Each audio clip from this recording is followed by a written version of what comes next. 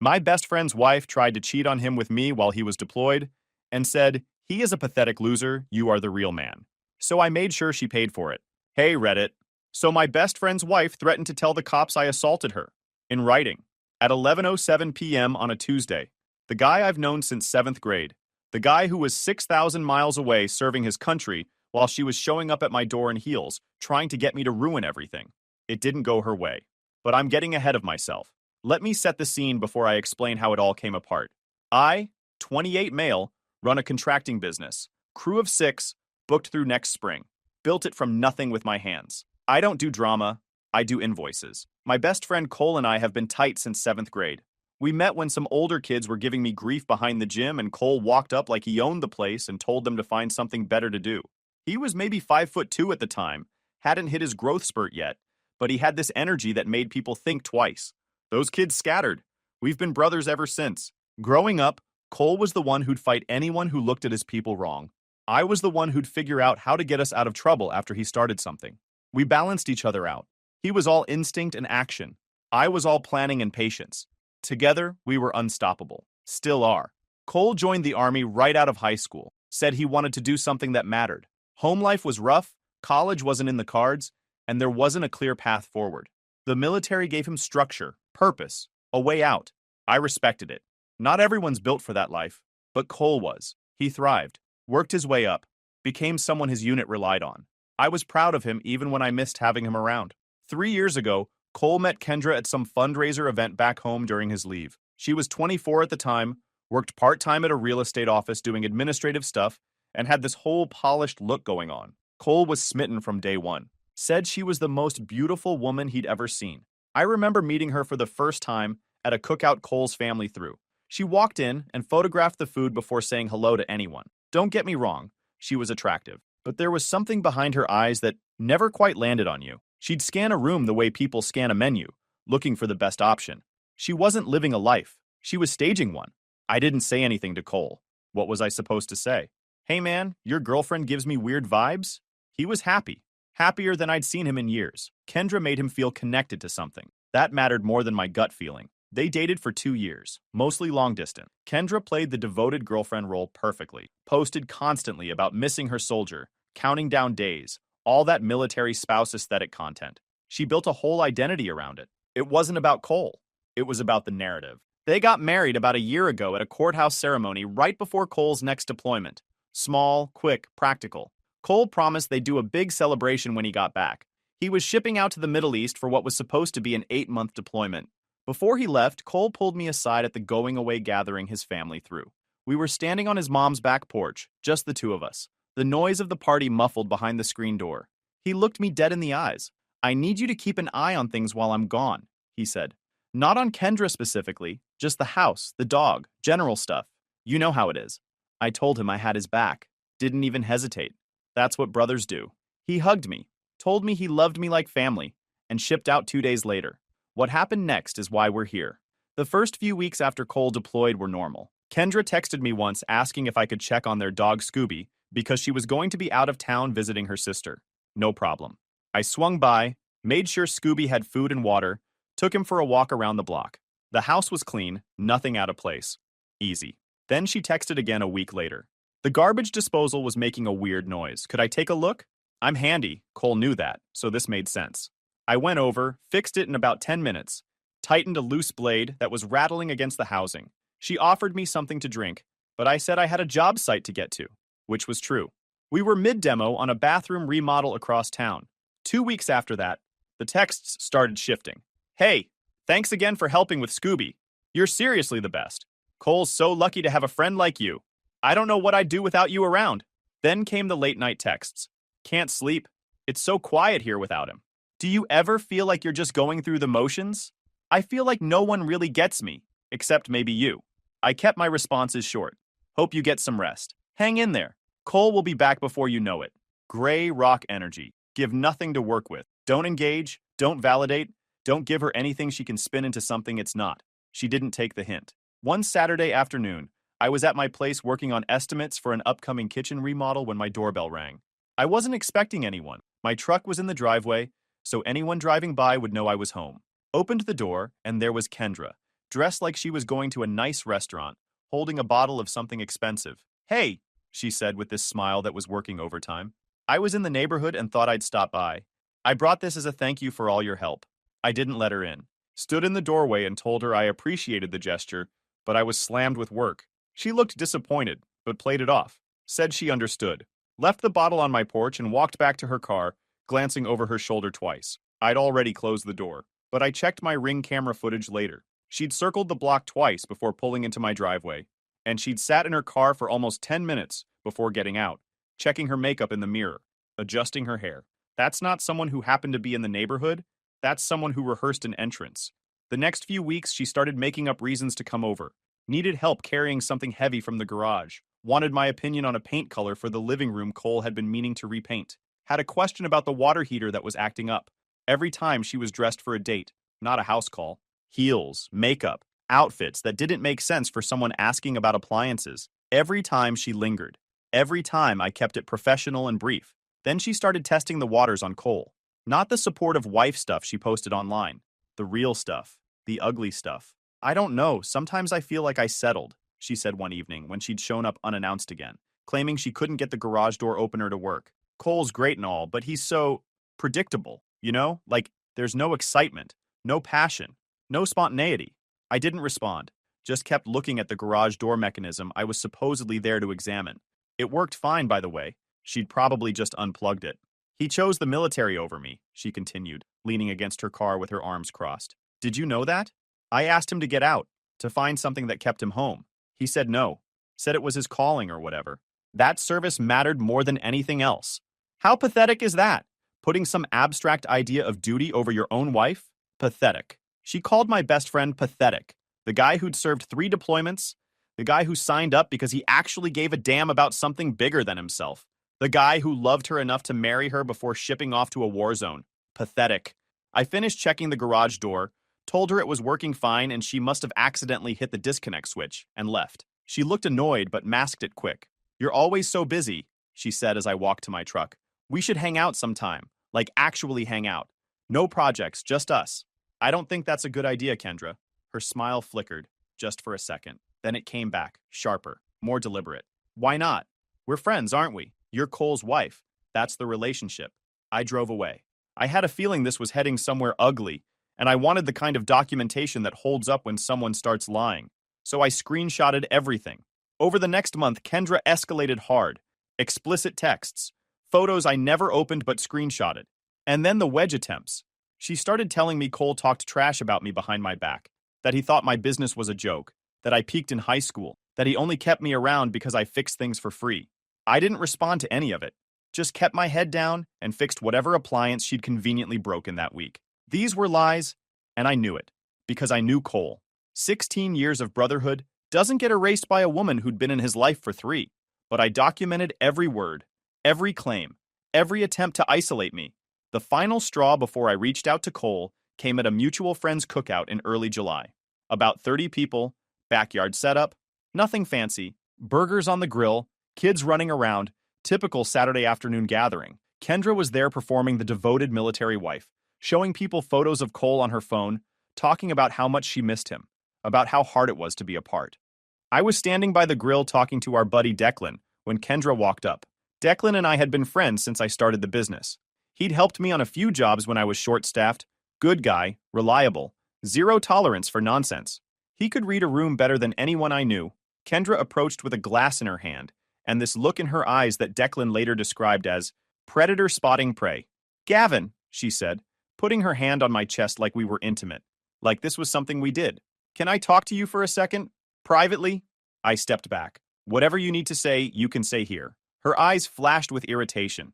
Then she leaned in close enough that Declan could still hear, and whispered something that I won't repeat, but involved very specific things she wanted to do with me, and very specific comments about how Cole couldn't satisfy her the way she needed.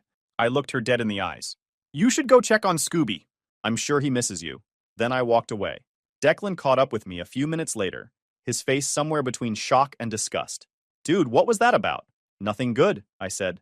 "But I'm handling it." Kendra left the party shortly after that, but the real chaos started 2 days later. I started getting texts from people in our friend group asking if I was okay. Weird questions about my situation, vague references to things people had heard.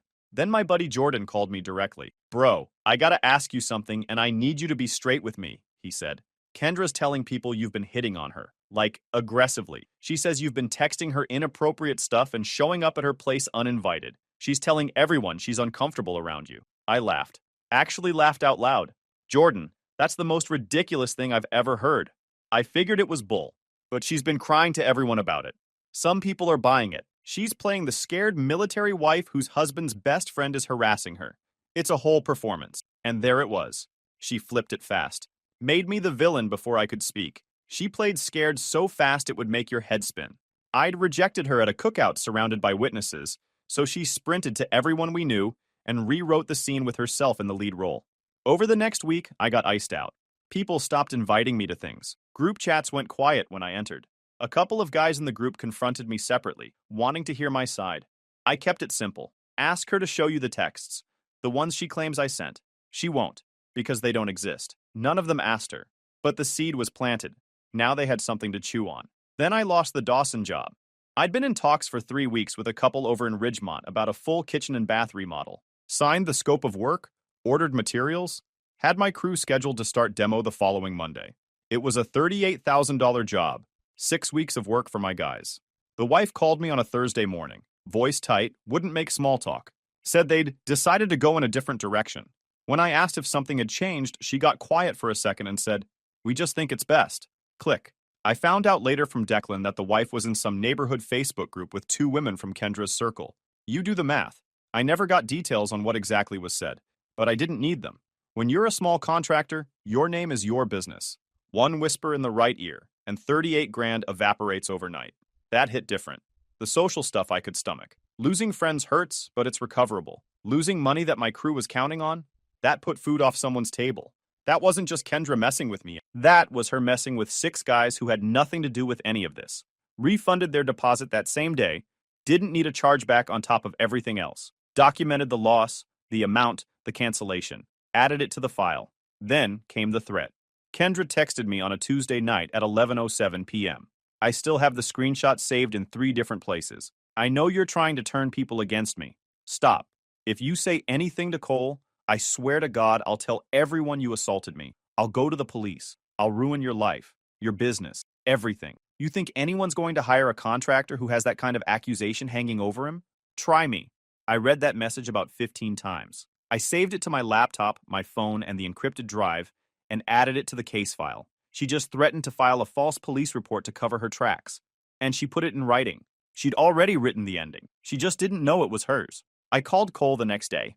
I thought a lot about it. It was not an easy thing to say, but had to be done video call, since regular calls were spotty where he was stationed. He looked tired, but good. Tan from the sun, a little leaner than when he left. There was sand in the background and the sound of machinery somewhere distant. "What's up, brother?" he said. "Everything okay back home?" "No," I said. "It's not, and I need to send you something." I tried to keep this quiet. She wouldn't let me. His face changed, got serious. That switch from casual to combat ready, that military guys develop. "What are you talking about?" "I'm sending you a file. It's everything. Texts, voicemails, screenshots, ring camera footage, all of it, from the past 4 months. I need you to look at it when you have time and then call me back. Whatever you decide after that, I'm with you. But you deserve the truth, Cole. You've always deserved the truth." I sent the file. The case file was comprehensive enough to walk into a courtroom with. Then I waited. 3 days. Nothing. I didn't push. This wasn't something you rush someone through. The man was processing the fact that his entire marriage was a fraud while sitting in a combat zone. He needed time. Then my phone rang at 2 a.m. Cole's voice was calm. Too calm. The kind of calm that comes right before everything changes. "I saw everything," he said. "I'm sorry, man. I didn't know how to—" "Don't apologize. You did exactly what you should have done. You did what a brother does." He paused. I could hear him breathing. Steady, controlled. "I'm coming home in 6 weeks. Early release, some paperwork shuffling. Doesn't matter how I made it happen. What matters is this. Don't do anything yet. Don't confront her. Don't tell anyone else. We're going to handle this together." "What do you mean?" "I mean she wanted to play games. Now we're going to play games. But our way. And when it's over, she's going to wish she'd just been a decent human being." I'd never heard Cole sound like that before. Cold. Calculated. like he'd already written the ending and was just waiting to execute it. Tell me what you need, I said. First, I need you to stop shutting her down so hard. Don't flirt back, don't engage, but stop being so cold. Let her think she's making progress. Let her dig her own grave deeper. You want me to bait her. I want her to incriminate herself so thoroughly that there's no version of the story where she comes out clean. I want her to feel so confident that she gets sloppy. Can you do that?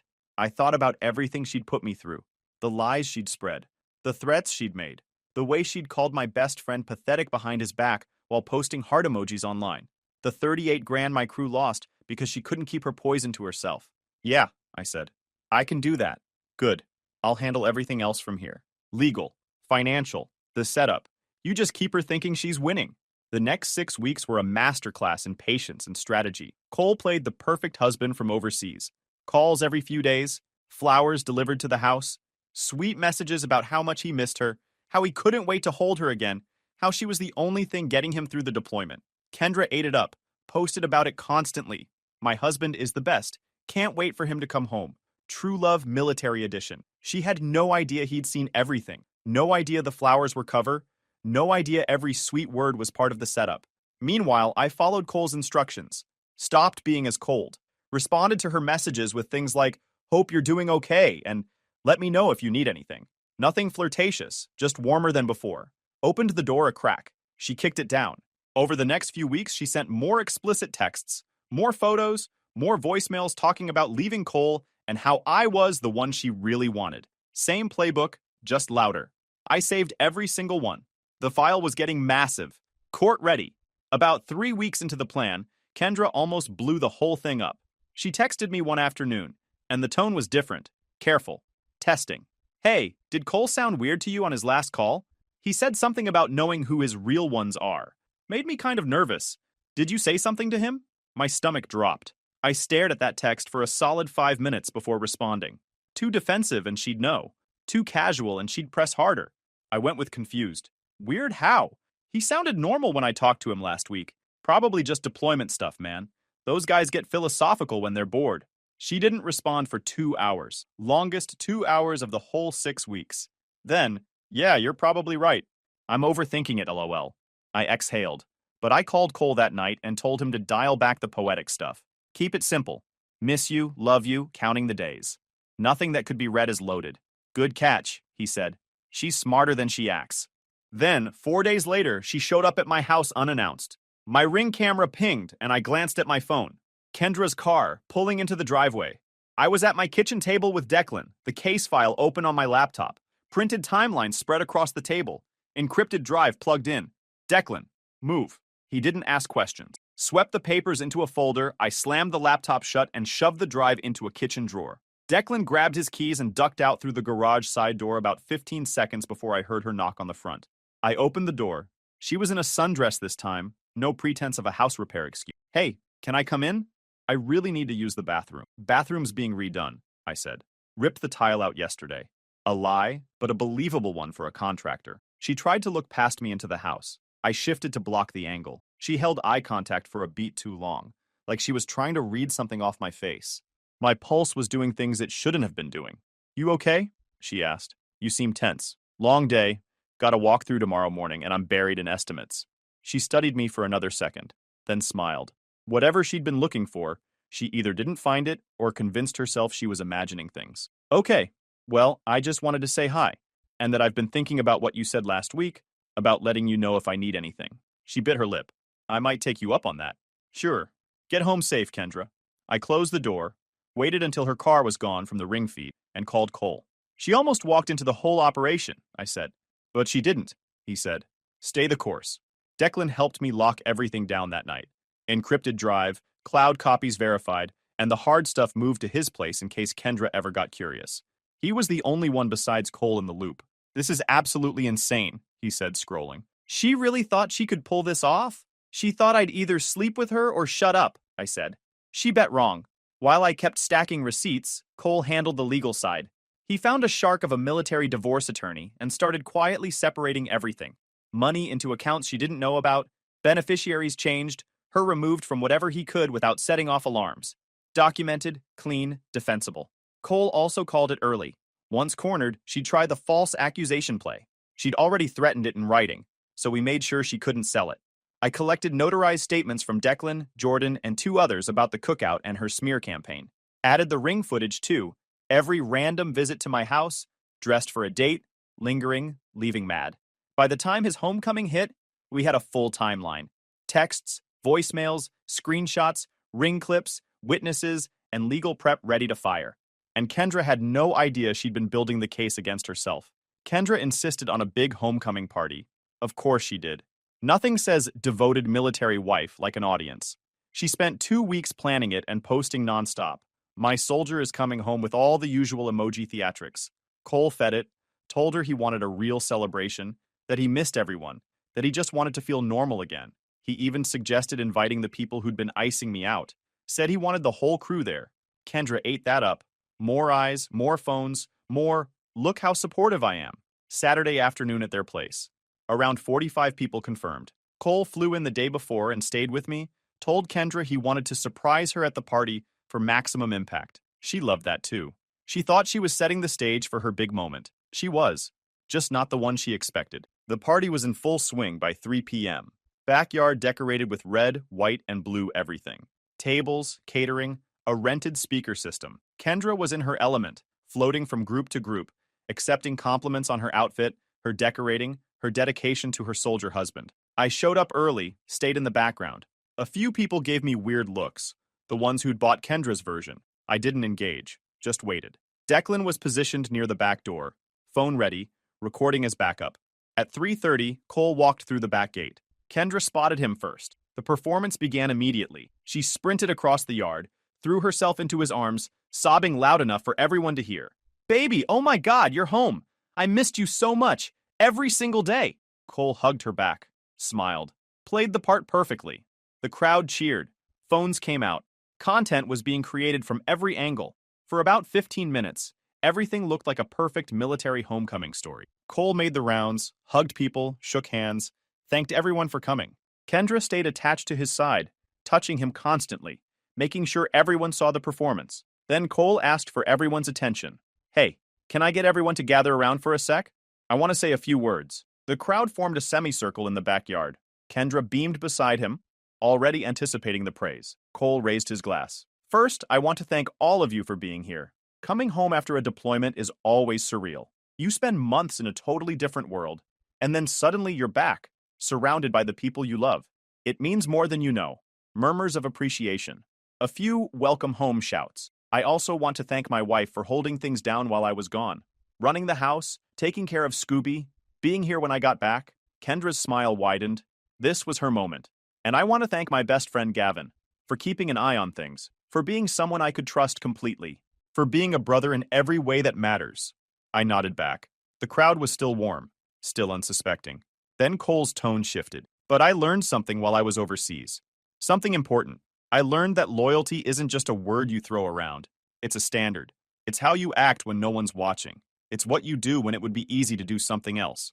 It's what you choose when you think no one will ever find out." The vibe in the yard shifted. People could feel something coming. And I learned that not everyone in my life meets that standard. Kendra's smile flickered. She looked at Cole, confused. "So before we keep celebrating, I think there's something everyone here deserves to know. Because some of you were told lies about my best friend while I was gone. Some of you believed those lies. And I think it's time you heard the truth." Cole pulled out his phone, connected it to the Bluetooth speaker. The speaker clicked. He walked over to the projector I'd set up against the back of the house. Kendra had asked me to rig it for a homecoming slideshow. She just didn't know which one. "What are you doing?" Kendra asked, her voice suddenly tight. Cole didn't answer. He pressed play. The first text hit the screen, from Kendra to me. "He chose the military over me. How pathetic is that? Putting his duty over his own wife?" The yard went silent. Kendra's face went white. Then, the threat. The text where she said she'd accuse me of assault if I told anyone the truth. Word for word. On a screen, in front of 45 people. The slideshow kept rolling. Months of ring camera footage, voicemails, more texts. But by that point, the yard had already made up its mind. Nobody said a word. Kendra stood frozen, her face cycling through shock, then panic, then rage, then back to panic. Her hands were shaking. "This is taken out of context," she finally managed. "He's lying. They're both lying. This is some kind of setup." "Kendra." Cole's voice was calm, controlled. Everything on that screen is time-stamped and verified. Every text is saved on multiple devices. Every voicemail is backed up. Every piece of footage has metadata that proves when it was recorded. There's nothing to lie about. You documented it all yourself. She tried the tears, turned them on like a faucet. Baby, please, I was lonely. I was confused. You were gone so long and I didn't know how to handle it. I was gone serving my country, Cole said. And you were trying to sleep with my best friend while posting about how much you loved me online. The crowd was murmuring now. People were looking at Kendra with a kind of disgust I'd never seen directed at another person. Even the people who'd believed her lies about me were staring at her like she was a stranger. I stepped forward. Didn't raise my voice. Didn't need to. Just looked at the friends who'd iced me out over the past 2 months and said, for the record, I never touched her. I never wanted to. But I did keep receipts. Because that's what you do for your brother. Kendra made one last attempt. Tried to storm toward me like she was going to attack me or grab my phone or something. 2 of the guys in the group stepped between us without me even asking. I think you should leave, one of them said.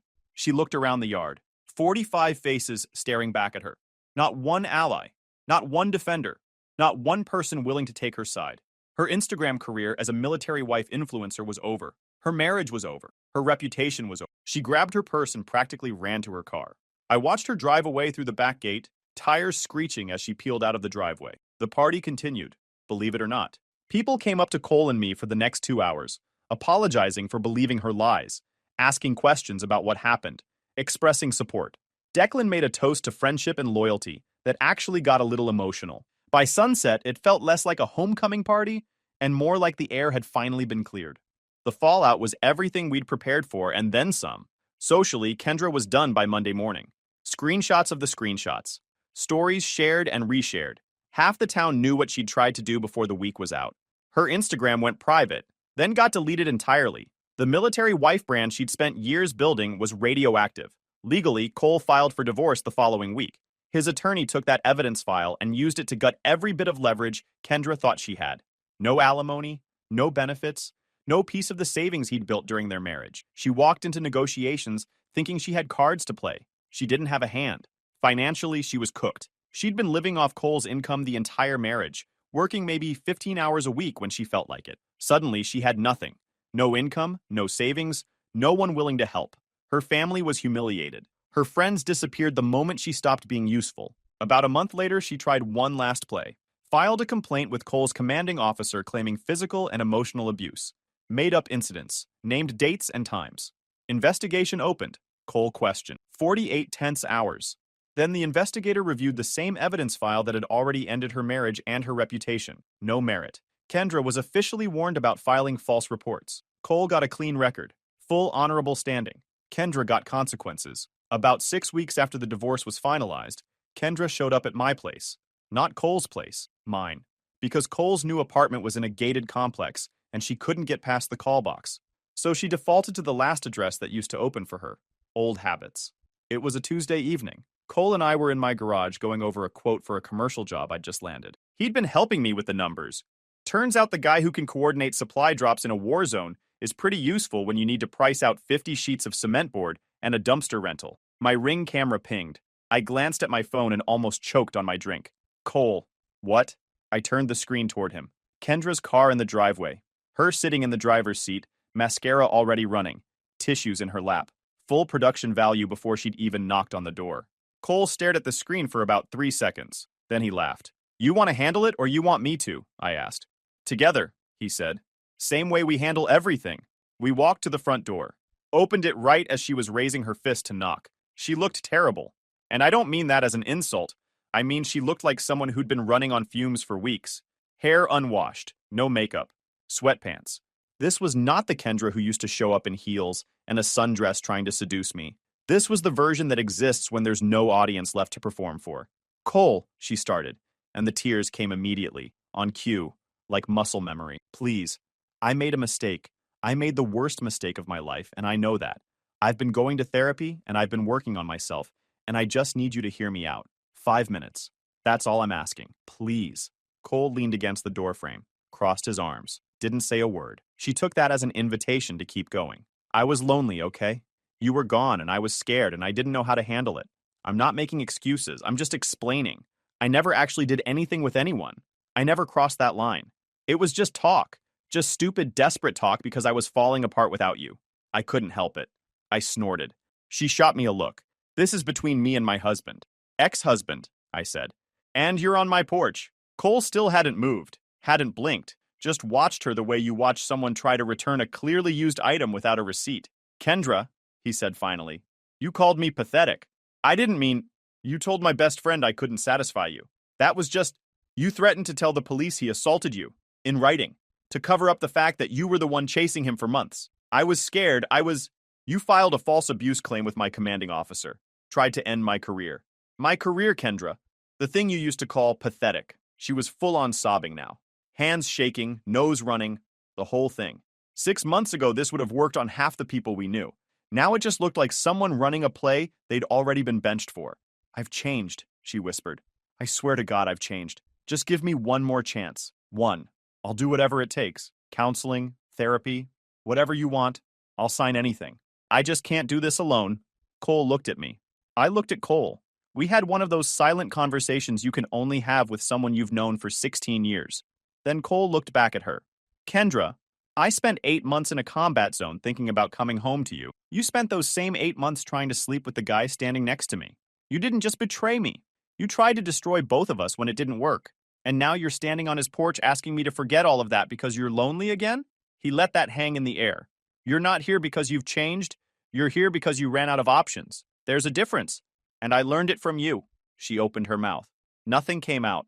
I stepped forward slightly. Not aggressive, just present. Kendra, you gotta go. Gavin, please, just talk to him for me. I did talk to him. I showed him everything. That's how we got here. She looked back at Cole one more time, searching for something.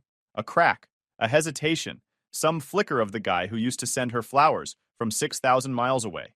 There was nothing there. That guy didn't live here anymore. Go home, Kendra, Cole said. Not angry, not cruel, just done. Whatever home is now, but it's not here. It was never going to be here again. She stood there for another 5 seconds, tears still falling, hands clenched at her sides. Then she turned around, walked to her car, and sat in the driver's seat for a solid 2 minutes before starting the engine. We watched the whole thing on the Ring camera from the kitchen. You good? I asked. Cole grabbed his drink off the counter and took a sip. Yeah, I'm good. We went back to the garage and finished the quote. Never talked about it again. Guys, we are so close to hit 100,000 subscribers on this channel. If you are not subscribed to the channel, please consider subscribing. It really helps hit that 100,000 mark. Thanks for making this dream come true.